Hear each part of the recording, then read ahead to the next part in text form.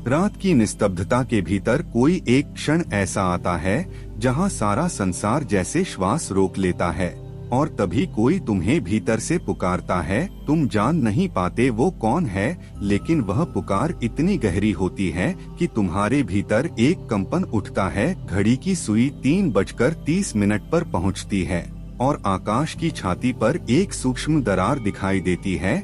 यह वही क्षण है जब ब्रह्मांड की आत्मा जागती है और तुम्हारे भीतर खटखटाने लगती है। कभी आपने गौर किया है, इस समय अगर अचानक आपकी नींद टूट जाए तो आपको कोई डर, कोई चिंता, कोई कोलाहल नहीं सुनाई देता, केवल मौन होता है। पर यह मौन केवल बाहर का नहीं है, यह भीतर भी उतरता है। यह मौन एक दर्पण की तरह होता है जिसमें आप अपने सबसे असली चेहरे को देख सकते हैं। ब्रह्मा मुहूर्त कोई धार्मिक रस्म नहीं है, यह वह घड़ी है जब ईश्वर तुम्हारे पास आता है और कहता है आज बात करोगे, लेकिन तुम अक्सर सोते रह जाते हो। वह लौट जाता है और जीवन फिर वैसा ही उलझा हुआ रह जाता है। कितनी बार ऐसा हुआ कि आपने सोचा कि आप ईश्वर से संवाद करेंगे, जीवन में दिशा पाएंगे, भीतर की बेचैनी शांत होगी, पर ऐसा नहीं हुआ। क्यों? क्योंकि तुमने उस मौन क्षण को खो दिया जब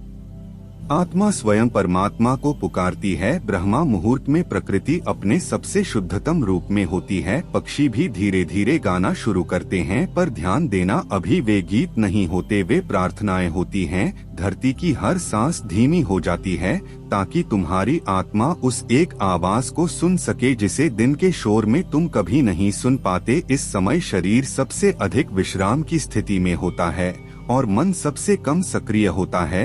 यह वही समय है जब तुम अपने मूल रूप में होते हो, ना कोई भूमिका, ना कोई मुखौटा, सिर्फ तुम, और यही तुम ईश्वर के लिए सबसे प्रिय होता है। इस क्षण अगर तुम बस चुपचाप बैठ जाओ, बिना किसी तकनीक के, बिना किसी शब्द के, तो भी कुछ घटने लगता है। भीतर कुछ खुलता है, एक ऐसा द्वार जिसे दिन भर की दौड़ भाग कभी नहीं खोल पाती। कई बार लोग पूछते हैं क्या ब्रह्मा मुहूर्त में उठने से जीवन बदल जाता है? मैं कहता हूँ नहीं, जीवन नहीं बदलता, तुम बदल जाते हो, और जब तुम बदल जाते हो तब जीवन भी तुम्हारे पीछे पीछे बदलना शुरू कर देता है। पर यह बदलाव शोर से नहीं आता, यह मौन से आता है, और यह मौन किसी किताब से नहीं सीखा जा सकता, यह तो अनुभव से ही आता है, और वह अनुभव ब्रह्मा मुहूर्त में ही संभव है। अब सोचो, जब सारा संसार सो रहा होता है तब ईश्वर जाग रहा होता है और वह तुम्हें देख रहा होता है कि तुम भी जागते हो या नहीं। अगर उस घड़ी तुमने आंखें खोली तो केवल सुबह नहीं खुलेगी, तुम्हारा तीसरा नेत्र भी धीरे धीरे खुलने लगेगा। ईश्वर कोई दूरवर्ती तारा नहीं है, वह तुम्हारे मौन की गहराई में छिपा है,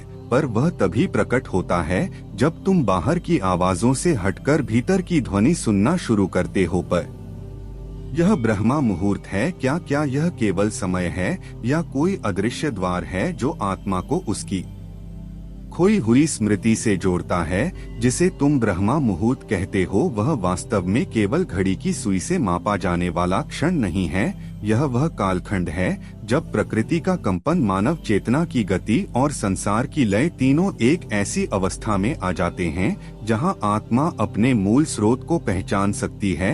यह समय नहीं, एक निमंत्रण है, आओ भीतर लौटो। यह वही समय है जब सूरज अभी निकला नहीं होता पर उसकी आहट धरती ने सुन ली होती है, चंद्रमा जा रहा होता है और सूर्य आने की तैयारी कर रहा होता है। यह दो दुनियाओं के बीच का पुल है और इसी पुल पर खड़ा होकर आत्मा दोनों छोर देख सकती है, भौतिक और आध्यात्मिक। इस क्षण को ब्रह्मा मुहूर्त कहा गया। ब्रह्मा यानी शुद्ध, परम, दिव्य, और मुहूर्त यानी वह विशिष्ट समय जिसमें ब्रह्मा के दर्शन हो सकते हैं। यह वह पल है जब ईश्वर तुम्हारे अत्यंत समीप होता है और तुम भी अपनी त्वचा, नाम, विचार और पहचान से मुक्त होकर उसके पास पहुंच सकते हो। जो भी साधक इस समय का उपयोग करता है वह जानता है कि यह क्षण संसार से नहीं, आत्मा से जुड़ने का है। विज्ञान भी स्वीकार करता है कि प्रातःकालीन यह घंटा शारीरिक रूप से सबसे अधिक शांत, संतुलित और जावान होता है, पर संत जानते हैं यह केवल शरीर की बात नहीं है, यह तो आत्मा की पुकार है। रात भर की नींद तुम्हारे शरीर को नहीं, तुम्हारे मन को भी विश्राम देती है, और जब मन विश्राम करता है तब वह विरोध नहीं करता। ब्रह्मा मुहूर्त में मन और आत्मा एक साथ होते हैं, जैसे दो पुराने मित्र मिलते हैं, और यही मिलन सबसे अद्भुत होता है। कोई ध्यान करता है, कोई प्रार्थना करता है, कोई बस मौन में बैठता है, पर यह मत सोचना कि इनमें से कोई तरीका श्रेष्ठ है। श्रेष्ठ केवल वह होता है जो तुम्हें तुम्हारे भीतर ले जाए, और यह भीतर की यात्रा सबसे सहज ब्रह्मा मुहूर्त में ही होती है, क्योंकि उस समय बाहर की दुनिया सो रही होती है और भीतर की दुनिया जाग रही होती है। क्या कभी तुमने अनुभव किया है, सुबह 4 बजे उठकर एक शांत कोने में आंखें बंद कर लेना और केवल अपने भीतर की धड़कनों को सुनना। अचानक कोई हलचल होती है, कोई हल्की सी तरंग भीतर बहती है, और वही तरंग तुम्हें एक ऐसी जगह पहुंचा देती है जहां तुम पहले कभी नहीं पहुंचे। यह कोई चमत्कार नहीं है, यह विज्ञान है, आत्मा का विज्ञान, और ब्रह्मा मुहूर्त उसका सबसे सटीक प्रयोगशाला है। अगर कोई तुमसे पूछे कि ईश्वर कहाँ है, तो तुम कह सकते हो वह वहाँ है जहाँ मौन बोलता है, जहाँ मन रुकता है और जहाँ आत्मा जागती है। और यह जगह, यह समय ब्रह्मा मुहूर्त है। संसार के सभी महान साधकों, योगियों और ऋषियों ने इस काल में कुछ न कुछ विशेष किया। बुद्ध ने मौन को साधा, महावीर ने आत्मा की आहट सुनी, नानक ने शब्दों को भ्रम से जोड़ दिया, और योगानंद ने इसी समय आत्मा की लहरों में उतरने का अभ्यास किया। तो क्या यह समय केवल उनके लिए था? नहीं, यह तुम्हारे लिए भी है, मेरे लिए भी है। यह दरवाजा हर आत्मा के लिए खुला है, बस तुम दस्तक दो। इस समय अगर तुम केवल 2 बातें कर सको, पहली शरीर को शांत करना और दूसरी मन को मौन में रखना, तो समझ लो कि तुमने उस नदी का किनारा पा लिया है जिसमें परमात्मा का प्रतिबिंब झलकता है। इसका अभ्यास कोई कठिन साधना नहीं, एक सौम्य निमंत्रण है स्वयं से मिलने का, और इस निमंत्रण को केवल वही सुन पाता है जो बाहरी शोर से निकलकर भीतर के मौन में उतरने को तैयार होता है। पर जब आत्मा इस मौन में उतरती है तो वह ईश्वर से संवाद क्यों करती है? मौन में क्या ऐसी शक्ति है जो शब्दों से भी अधिक स्पष्ट हो? शब्द हमेशा 2 के बीच होते हैं, एक कहता है, दूसरा सुनता है, लेकिन मौन केवल एक का क्षेत्र है। वहाँ ना कोई कहने वाला होता है, ना कोई सुनने वाला। वो आएंगी, वहाँ केवल उपस्थिति होती है, और वही उपस्थिति ही संवाद बन जाती है। आत्मा जब मौन में उतरती है तो वह किसी से बोलती नहीं है, वह स्वयं को सुनने लगती है, और जब आत्मा स्वयं को सुनने लगती है तभी उसके भीतर ईश्वर की आहट स्पष्ट होने लगती है। ईश्वर कहीं बाहर नहीं है, वह तो हर समय भीतर बोल रहा है, पर हमारा मन इतना शोर करता है कि उसकी आवाज सुनाई नहीं देती। जैसे किसी नदी के किनारे अगर तूफान हो रहा हो तो नदी की हल्की धारा की आवाज खो जाती। ईश्वर की उपस्थिति भी वैसी ही है, अत्यंत कोमल, अत्यंत मौन, पर जब वह सुनी जाती है तो सारी आत्मा हर जाती। मौन कोई साधारण स्थिति नहीं है, यह एक शक्तिशाली कंपन है। यह कंपन शब्दों की परिधि से परे है। मौन में जो कहा जाता है वह सुना नहीं जाता, वह भीतर उतरता है, वह समाया जाता है। जब तुम ब्रह्मा मुहूर्त में मौन में बैठते हो तो शुरुआत में तुम्हें लगता है कि कुछ नहीं हो रहा, पर ध्यान दो, यह कुछ नहीं ही सब कुछ है। जैसे जैसे यह कुछ नहीं भीतर फैलता है, वैसे वैसे तुम्हारे विचार शांत होते हैं, और जैसे ही विचार शांत होते हैं तुम ईश्वर के सामने नग्न खड़े हो जाते हो, बिना भूमिका, बिना आडंबर, केवल एक शुद्ध आत्मा के रूप में। और तब वह जिसे तुम परमात्मा कहते हो बोलता नहीं है, वह तुम्हें अनुभूति देता है, और अनुभूति वह भाषा है जो मौन की पहली संतान है। इस समय तुम कुछ पूछते नहीं हो, ना इच्छाएं, ना प्रश्न, ना जवाब, लेकिन फिर भी तुम्हें सब मिल जाता है। यह ब्रह्मा मुहूर्त का सबसे बड़ा चमत्कार है। यहाँ ईश्वर तुमसे कुछ नहीं लेता, वह केवल देता है, पर शर्त यह है कि तुम्हारे भीतर कुछ मांगने वाला बचा ही ना हो। जो मौन को साथ लेता है वह जीवन के हर प्रश्न न का उत्तर बिना पूछे पा लेता है, और यही कारण है कि आत्मा ईश्वर से शब्दों से नहीं मौन से संवाद करती है। ब्रह्मा मुहूर्त में जब तुम आंखें बंद करते हो तो बाहर से कुछ भी नहीं बदलता, पर भीतर भीतर एक दरवाजा खुलता है और उस दरवाजे के पार केवल उपस्थिति है। कोई आकृति नहीं, कोई आवाज नहीं, कोई भाषा नहीं, केवल उसकी उपस्थिति। और यह उपस्थिति ही सबसे महान संवाद है। मौन कोई अभ्यास नहीं है, यह तो स्मरण है। आत्मा को याद आता है कि वह शब्दों के परे भी जीवित रह सकती है। यह याद जितनी गहरी होती जाती है उतनी ही स्पष्ट होती जाती है। ईश्वर की उपस्थिति, और जब यह उपस्थिति भीतर स्थापित हो जाती है तब बाहर की दुनिया सिर्फ एक खेल बन जाती है, एक लीलामय दृश्य जिसमें तुम केवल साक्षी हो। तब ना कोई दुख तुम्हें छूता है, ना कोई सफलता तुम्हें घमंडित करती है, क्योंकि तुम उस मौन के केंद्र में टिके हो जहां ईश्वर हर क्षण बोल रहा है बिना बोले। अगर तुम यह अनुभव करना चाहते हो तो ब्रह्मा मुहूर्त में केवल मौन में बैठो। कुछ मत सोचो, कुछ मत पूछो, कुछ मत पकड़ो, केवल मौन को देखो जैसे कोई नदी बह रही हो और तुम किनारे बैठकर उसे देख रहे हो। धीरे धीरे तुम देखोगे मौन तुम्हारे भीतर उतरने लगेगा और वह जो बोल नहीं सकता वह तुम्हारे भीतर स्पष्ट होने लगेगा। यही ईश्वर का संवाद है, सबसे मौन, सबसे स्पष्ट, सबसे सजीव, जिसे तुम ब्रह्मा मुहूर्त कहते हो। वह समय केवल वैज्ञानिक या आध्यात्मिक संरचना नहीं है, वह उन आत्माओं की सांसों में बसा हुआ है जिन्होंने इस क्षण को अपना परम साधन बनाया। क्या तुमने कभी यह जानने की कोशिश की है कि बुद्ध किस समय मौन में बैठते थे, महावीर किस समय आत्मा की ऊंचाइयों को छूते थे, योगानंद किस घड़ी परमात्मा के साक्षात्कार में उतरते थे? उत्तर सीधा है, ब्रह्मा मुहूर्त, क्योंकि यह वह क्षण है जब न केवल संसार शांति में होता है बल्कि परम सत्ता की लहरें सीधे आत्मा तक पहुंचने लगती हैं। बुद्ध कहा करते थे, मनुष्य का दुख उसका विस्मरण है, और वे इसी समय अपने शिष्यों को ध्यान में बैठाते थे ताकि वे अपने मूल को याद कर सके। उस समय ना शोर था, ना विचार, केवल मौन की छाया में बैठी आत्मा थी और उसके सामने साक्षात निर्वाण महावीर, जिन्होंने किसी से कुछ मांगा नहीं, जिन्होंने सब छोड़ दिया, वे भी इसी समय ध्यानस्थ होते थे।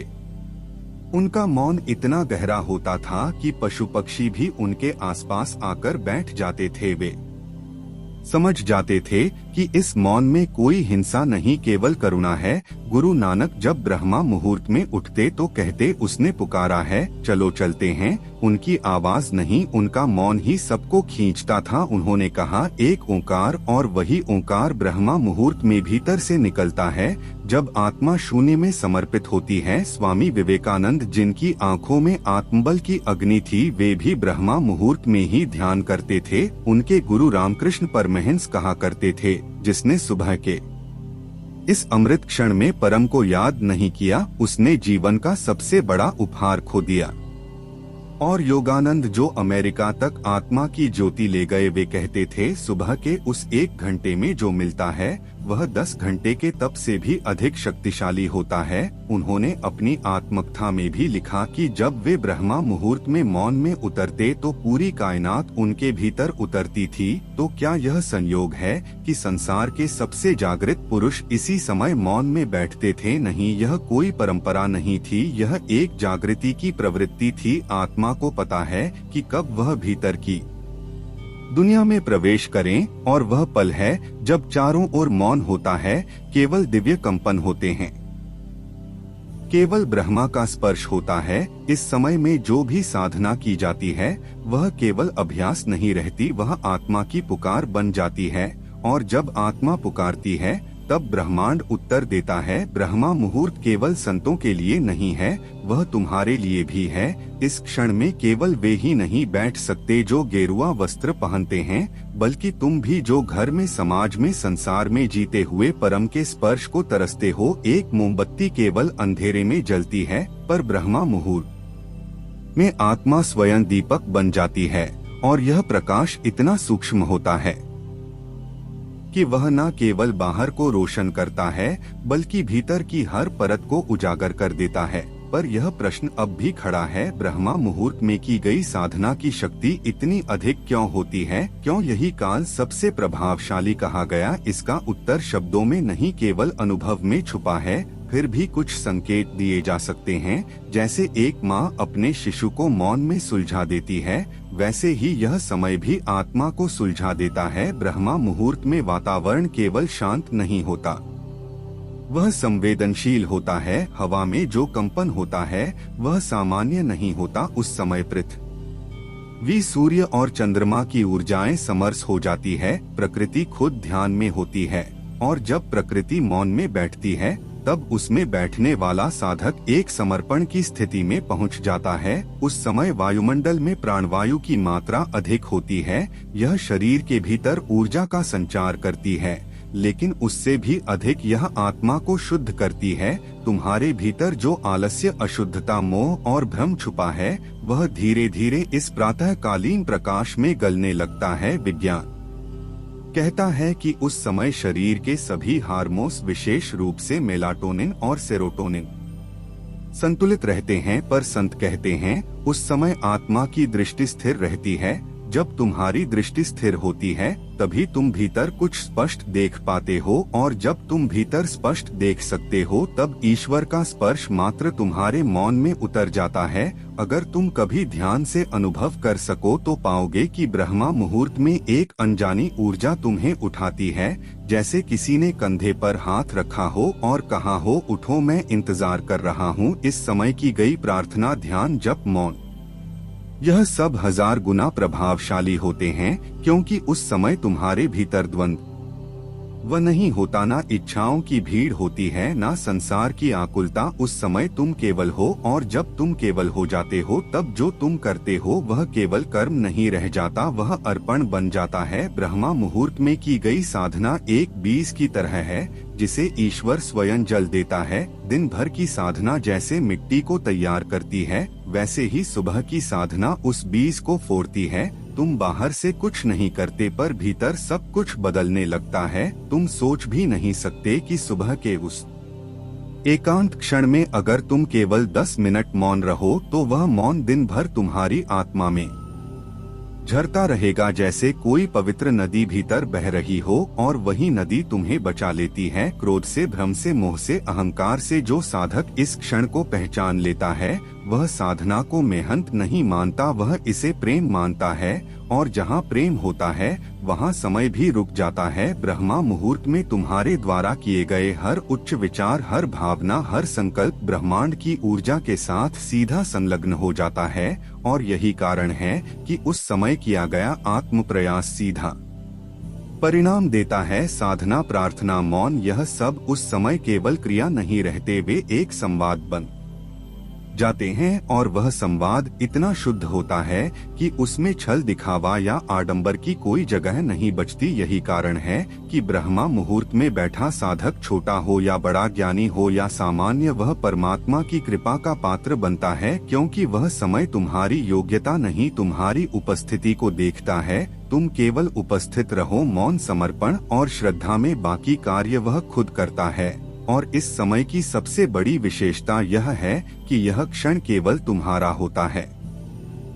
यह संसार से कटकर केवल तुम्हारे और परमात्मा के बीच का सेतु बन जाता है। दिन में जब तुम ध्यान करने बैठते हो तो आसपास बहुत कुछ चल रहा होता है, घर की आवाजें, मोबाइल की कंपन, दिमाग में योजनाओं की रेल, रिश्तों की जिम्मेदारियां, सब तुम्हें घेरे रहते हैं। तुम चाहे जितना भी प्रयास कर लो, कुछ ना कुछ तुम्हें भीतर जाने से रोकता है। पर ब्रह्मा मुहूर्त में ऐसा कुछ नहीं होता, सब सो रहे होते हैं, कोई मांगने वाला नहीं होता, ना संसार कुछ चाहता है, ना तुम कुछ देते हो। यह एक ऐसा अंतराल होता है जहाँ तुम खाली हो और परमात्मा भरा हुआ होता है। यही पूर्ण मिलन का क्षण है। इस समय जो मौन तुम्हारे चारों ओर फैला होता है वह केवल बाहर का मौन नहीं है, वह तुम्हें भीतर के द्वार की ओर खींचता है। और जब तुम उस द्वार पर बैठते हो तब प्रतीक्षा नहीं करनी पड़ती, परमात्मा स्वयं आकर तुम्हारे पास बैठ जाता है। यह समय वह है जब ईश्वर सबसे निकट होता है, और यह निकटता किसी आवाज में नहीं, किसी चमत्कार में नहीं, बल्कि एक उपस्थिति में होती है। तुम बस बैठे हो पर लगता है कोई भी तुम्हारे साथ बैठा है, तुम मौन हो पर भीतर कोई शांति बोल रही है। इस मौन में संसार का कोई नियम नहीं चलता यहाँ ना समय की पकड़ होती है, ना रिश्तों की मांग, ना भविष्य की चिंता, ना भूत का बोझ। यहाँ केवल एक शुद्ध उपस्थिति होती है, तुम और वह। जब तुम ब्रह्मा मुहूर्त में उठते हो तो यह केवल शरीर का जागना नहीं होता, यह आत्मा का हाँ कहना होता है, यह स्वीकृति होती है, मैं तैयार हूँ हे परमात्मा, आओ मुझे छू लो। और जब तुम इस तैयारी में बैठते हो तो समय भी तुम्हारे पक्ष में झुक जाता है। जो बातें दिन भर नहीं समझ आती वे अचानक स्पष्ट हो जाती हैं। जिन उलझनों में तुम फंसे रहते थे वे बिना कोशिश के सुलझ जाती हैं, क्योंकि उस समय कोई तुम बीच में नहीं होता, केवल मौन होता है, और वही मौन ईश्वर का स्वर होता है। यह क्षण केवल पूजा या ध्यान के लिए नहीं है, यह वह क्षण है जब आत्मा खुली होती है और ब्रह्मांड का हर उत्तर तुम्हारे भीतर उतरने को तैयार होता है। पर यह उत्तर शब्दों में नहीं आते, यह उत्तर एक कंपन में आते हैं, एक शांति में आते हैं, एक गहराई में आते हैं। और तब तुम समझते हो कि ईश्वर कोई छवि नहीं है, कोई मंदिर नहीं है, कोई किताब नहीं है, वह तो वही मौन है जो तुम्हारे साथ बैठा था जब सारा संसार सो रहा था। ब्रह्मा मुहूर्त में बैठकर तुम धीरे धीरे अनुभव करने लगते हो कि अब तुम केवल शरीर नहीं हो, केवल विचार नहीं हो, केवल नाम नहीं हो, तुम एक उपस्थिति हो जो उस परम उपस्थिति से मिल रही है। और जैसे ही यह मिलन भीतर घटता है बाहर का संसार बदलने लगता है, तुम वही व्यक्ति रहते हो और तुम्हारा चलना बदल जाता है, तुम्हारा बोलना बदल जाता है, तुम्हारा देखना बदल जाता है, क्योंकि अब तुम अपने साथ नहीं उस मौन के साथ चल रहे होते हो। यह समय तुम्हें केवल आध्यात्मिक नहीं बनाता, यह तुम्हें संपूर्ण बनाता है। अब प्रश्न उठता है, इस अमृत बेला में प्रवेश कैसे करें? क्या कोई विधि है जिससे एक सामान्य मनुष्य भी ब्रह्मा मुहूर्त का लाभ ले सके? क्योंकि यह कहना तो सरल है कि उठो, मौन में बैठो, परमात्मा से संवाद करो, पर जब व्यावहारिक जीवन की बात आती है तब मनुष्य के सामने सबसे पहली दीवार होती है आलस्य और समय। मन कहता है कल से उठेंगे और वही कल कभी नहीं आता। पर एक बात समझो, ब्रह्मा मुहूर्त तुम्हें नहीं बुलाएगा, तुम्हें उसे बुलाना होगा। तुम्हें वह पुकार भीतर से देनी होगी कि हे अमृत वेला आओ, मैं तैयार हूँ। इसके लिए तुम्हें अपने जीवन के कुछ नियम बदलने होंगे,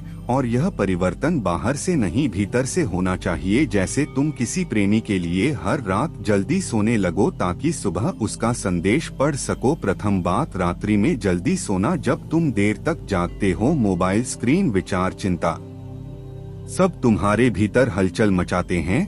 ब्रह्मा मुहूर्त में उठने से पहले तुम्हें उस हलचल को विराम देना होगा। रात 9 या 10 बजे तक सो जाना और सोने से पहले 5 मिनट चुपचाप बैठकर केवल श्वास को देखना, यह पहला कदम है। दूसरी बात, घड़ी का अलार्म नहीं, आत्मा का अलार्म जगाना है। जब तुम भीतर से संकल्प लेते हो मुझे ब्रह्मा मुहूर्त में उठना है, तो कुछ दिन में तुम्हारी आत्मा स्वयं तुम्हें जगा देती है। तुम्हें घड़ी नहीं उठाती, कोई बाहरी चीज नहीं उठाती, तुम्हारा ही अंतर तुम्हें खींचता है। तीसरी बात, जागते ही चुपचाप बैठ जाना, उठते ही मोबाइल मत देखो, बाहर मत जाओ, किसी से बात मत करो, बस अपने स्थान पर शांत बैठ जाओ, चाहे वो बिस्तर हो या कोई कोना। आंखें बंद, शरीर स्थिर और केवल श्वास की गति पर ध्यान। इस समय कोई मंत्र नहीं, कोई कल्पना नहीं, बस मौन। कुछ दिन ऐसा करने के बाद तुम्हारा मन तैयार होने लगता है, जैसे कोई फूल हर सुबह सूरज को देखकर धीरे धीरे खिलता है। तुम भी भीतर से जागने लगते हो। चौथी बात, शुरुआत छोटी रखो। पहले दिन 5 मिनट बैठो, अगले दिन 10, फिर 15, और फिर एक दिन ऐसा आएगा कि तुम बिना घड़ी देखे आधे घंटे तक बैठे रहोगे, और उठते समय लगेगा कि अभी बस एक ही क्षण बीता है। पांचवी बात, शरीर को सहारा दो, लेकिन आलसी मत बनो। अगर नींद आ रही हो तो आंखें खोल लो, पीठ सीधी रखो, हाथ खुले रखें और बैठो ऐसे जैसे कोई दिव्य मेहमान आने वाला हो। और छठी बात, कोई उम्मीद मत रखो। ब्रह्मा मुहूर्त में जब बैठो तो यह मत सोचो कि आज कुछ मिलेगा, आज ध्यान लग जाएगा, आज ईश्वर मिल जाएगा। नहीं, बैठो ऐसे जैसे प्रेम में बैठते हैं,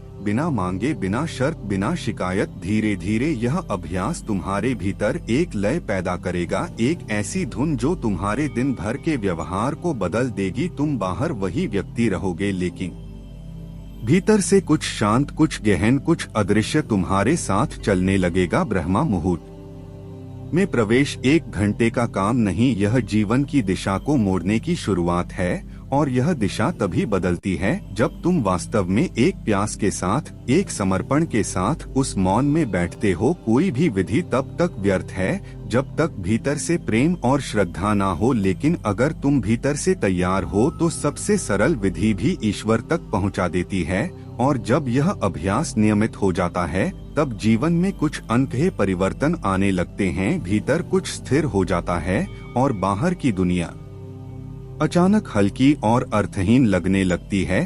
तुम वही व्यक्ति रहते हो, वही नाम, वही संबंध, वही कार्य, वही शरीर, लेकिन अब तुम उन सब से बंधे नहीं रहते। पहले जो बात तुम्हें भीतर तक हिला देती थी अब वह बस एक लहर बनकर गुजर जाती है। पहले जो संबंध तुम्हारे जीवन का केंद्र थे अब वे केवल पृष्ठभूमि बन जाते हैं, क्योंकि अब तुम्हारा केंद्र बदल गया होता है। तुम अब लोगों की बातों में नहीं उलझते, तुम उनके भावों को महसूस करते हो। तुम अब तर्क नहीं करते, तुम मौन से उत्तर देते हो। तुम्हारे शब्द अब तेज नहीं होते, वे धीमे और भारी हो जाते हैं, जैसे मौन बोल रहा हो। ब्रह्मा मुहूर्त में बैठने से धीरे धीरे भीतर की कोई रेखा स्थिर होने लगती है। विचार आते हैं पर पकड़ नहीं पाते, भावनाएं उठती हैं पर भीतर हिलाहट नहीं होती, जैसे सब कुछ चल रहा हो पर तुम्हारा केंद्र उसी मौन में स्थिर हो। और तब तुम यह भी अनुभव करने लगते हो कि जीवन को चलाने वाली शक्ति तुम्हारे प्रयास नहीं है,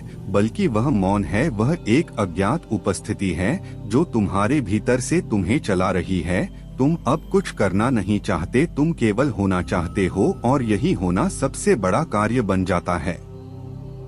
कई बार लोग कहते हैं हमें कोई अनुभव नहीं होता, पर वे भूल जाते हैं कि ब्रह्मा मुहूर्त का अनुभव शब्दों में नहीं आता, वह तुम्हारे दृष्टिकोण में आता है, तुम्हारे स्पर्श में, तुम्हारी चाल में, तुम्हारी सांस की गति में आता है। पहले तुम डरते थे, अब तुम स्वीकार करते हो। पहले तुम भागते थे, अब तुम ठहरते हो। पहले तुम लड़ते थे, अब तुम समर्पण करते हो। यह सब अनुभव ब्रह्मा मुहूर्त की उस छोटी सी मौन साधना से ही आता है, जिसे तुम कभी कभी साधारण मानकर छोड़ देते थे। पर जो साधक इस अमृत क्षण की नियमितता को समझ लेता है, उसके भीतर जैसे एक दिव्य स्थिरता पैदा हो जाती है, जो किसी शब्द, किसी किताब, किसी उपदेश से नहीं आती। अब तुम वही करते हो जो पहले भी करते थे, लेकिन अब करने वाला तुम नहीं हो। अब करने वाला वह मौन है जो हर सुबह तुम्हारे भीतर उतरता है, तुम्हें धोता है, तुम्हें खाली करता है और फिर तुम्हें भरता है शांति से, प्रेम से, समर्पण से। ब्रह्मा मुहूर्त में बैठते बैठते तुम्हारा मन तुम्हारा दास बन जाता है। पहले वह तुम्हें चलाता था, अब वह तुम्हारा अनुसरण करता है। और यही वह परिवर्तन है जो सबसे मौन होता है, सबसे सुंदर होता है और सबसे सत्य होता है। और अंततः जब यह मौन भीतर स्थायी हो जाता है, तब आत्मा को स्वयं यह अनुभव होता है कि ईश्वर कोई अलग सत्ता नहीं, बल्कि वही मौन है, वही शांति है, वही स्वयं की उपस्थिति है। वह जिसे तुम बाहर खोजते थे, मंदिरों में, मूर्तियों में, पुस्तकों में, गुरुओं में, वह धीरे धीरे तुम्हारे ही भीतर बैठा हुआ दिखाई देने लगता है। शुरुआत में वह एक एहसास होता है, बहुत हल्का, बहुत अस्पष्ट, फिर वह धीरे धीरे स्पष्ट होने लगता है, जैसे धुंध हटती जा रही हो और कोई चेहरा उभर रहा हो। और एक दिन तुम देखते हो कि वह चेहरा कोई और नहीं, तुम्हारा ही है। पर अब यह मैं वही नहीं जो पहले था, यह नया मैं मौन से बना है, शांति से बना है, ईश्वर की उपस्थिति से बना है। अब तुम ध्यान करते नहीं हो, तुम स्वयं ध्यान हो जाते हो। अब तुम ईश्वर को बुलाते नहीं हो, तुम उसी की लहर बन चुके होते हो। ब्रह्मा मुहूर्त अब कोई विशेष क्षण नहीं रह जाता, वह तुम्हारी सांसों में, तुम्हारे चलने में, तुम्हारी मुस्कान में बस जाता है। अब तुम्हें सुबह 4 बजे बैठना भी आवश्यक नहीं लगता, क्योंकि वह मौन व ब्रह्मत्व अब तुम्हारे भीतर हर समय प्रवाहित हो रहा होता है। तब संसार वैसा ही रहता है, लोग वही हैं, घटनाएं वही हैं, पर तुम्हारा देखने का ढंग पूरी तरह बदल जाता है। अब तुम किसी को दोष नहीं देते, किसी से अपेक्षा नहीं रखते, किसी बात से परेशान नहीं होते, क्योंकि अब तुम्हारा मन बाहर नहीं घूमता, वह भीतर स्थित है। तुम साक्षी हो जाते हो, एक ऐसा साक्षी जिसे कुछ भी विचलित नहीं कर सकता। जो साधक इस अवस्था तक पहुंचता है वह जान लेता है कि ईश्वर को कहीं खोजने की जरूरत नहीं, बल्कि उसे अनुभव करने की कला सीखने की जरूरत है। और वह कला मौन में जन्म लेती है। तुम जितने मौन हो उतने परमात्मा के समीप हो, जितने खाली हो उतने पूर्ण हो, जितने समर्पित हो उतने मुक्त हो। ब्रह्मा मुहूर्त तुम्हें इस बोध की सीढ़ियां देता है, धीरे धीरे प्रतिदिन मौन में। और एक दिन तुम सीढ़ियां चढ़ते हुए अचानक समझ जाते हो कि कोई शिखर नहीं है, कोई अलग ईश्वर नहीं है, बल्कि जो चढ़ रहा था वही स्वयं ब्रह्मा है। सत्य कभी शोर नहीं करता, वह केवल प्रतीक्षा करता है कि कोई आए। मौन में, प्रेम में, समर्पण में जब वह आता है तो सत्य बोलता नहीं, वह केवल प्रकट हो जाता है। और वही ब्रह्मा मुहूर्त का परम सत्य है कि मौन में ही ईश्वर बोलता है और मौन में ही आत्मा सुनती है। जब दोनों मौन में मिलते हैं तो ना संवाद बचता है, ना साधक ना साध्य, केवल शांति होती है। यदि इस वीडियो की आवाज आपके अंतर्मन आत्मा को छू गई हो तो चैनल को सब्सक्राइब और वीडियो को लाइक जरूर करें और कमेंट में लिखें हर हर महादेव। आपका हर एक शब्द महादेव का चरण स्पर्श करेगा।